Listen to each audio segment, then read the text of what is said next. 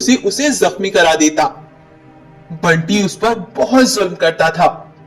उधर बगीरा फिर से भालू का वेश बदलकर अपने भाई को ढूंढने के लिए निकल जाता है। तब रास्ते में उसे एक भैंस मिलती है और कहती है, अरे भालू, कहाँ जा रहे हो? बंटी की गुफा के तो पास से भी मत गुजरना, कभी सारा गुस्सा तुम पर ही उतार दे। तब बगीरा भालू की आवाज बदलकर कहता है, क्यों गाये, आखिर ऐसा क्या हो गया? अरे तुम्हें नहीं पता, पास वाले जंगल से कोई शेर रात में हमारी नदी से पानी पी रहा था, वो पकड़ा गया है। अब वो महाराज बंटी की कैद में है। कल महाराज ने सभी जानवरों को सभा के लिए इकट्ठा किया है। खैर, अब मैं चलती हूँ। भैंस ये कहकर चली जाती है, लेकिन बगीरा मन ही मन कहता है, तो इसका मतलब है हमारा प्लान काम कर रहा है। फिर अगली सुबह बंटी सभी जानवरों को बुलाता है और कहता है, हमारे जंगल में ये एक मुजरिम पकड़ा गया है जो यहाँ जासूसी करने आया था और हमारी आज्ञा के बिना हमारी नदी से पानी पी रहा था। इस मुजरिम को कल बरगद के पेड़ के नीचे फांसी की सजा दी जाएगी।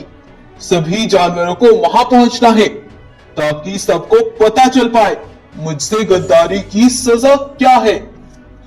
सभी जानवर और बंटी बाघ शेरा को सजा देने के लिए फांसी पर टंगा देते हैं।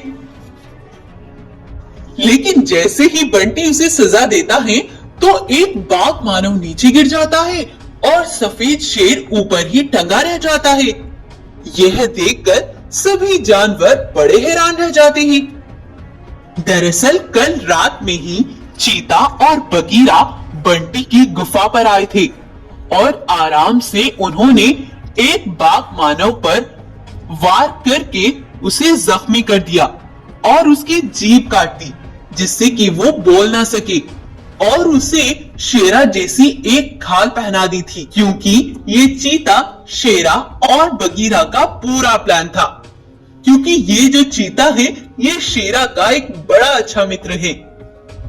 क्योंकि जब बंटी बाघ ने वो नक्शा तैयार किया था तो चीता ने वो देख लिया था और शेरा और बगीरा को यहीं बुलवा लिया ताकि शेरा वो नक्शा हासिल कर सके।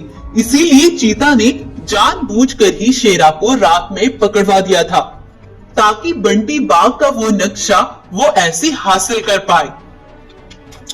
और जब शेरा और बगीरा बंटी के जंगल आए तो इससे पहले शेरा ने अपने एक दोस्त को बुलाया था और कहा था, भाई, अगर हम अपने मकसद में कामयाब हो गए तो हमारी सेना जाकर उस बंटी का किस्सा खत्म कर देगी। जब तक तुम जंगल के कुछ शेरों की सेना तैयार रखना। और फिर शेरा एक बड़ी सेना के साथ आता है और वो सभी चीता, बगीरा, शेरा और उसकी सेना बंटी के सारे सिपाहियों पर जोरों के वार करती है और उन्हें जान से मार डालती है और उनका किस्सा खत्म कर देती है।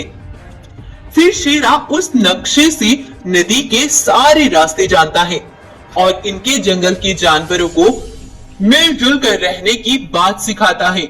अब जंगल के सभी जानवरों की पानी की समस्या खत्म हो जाती है।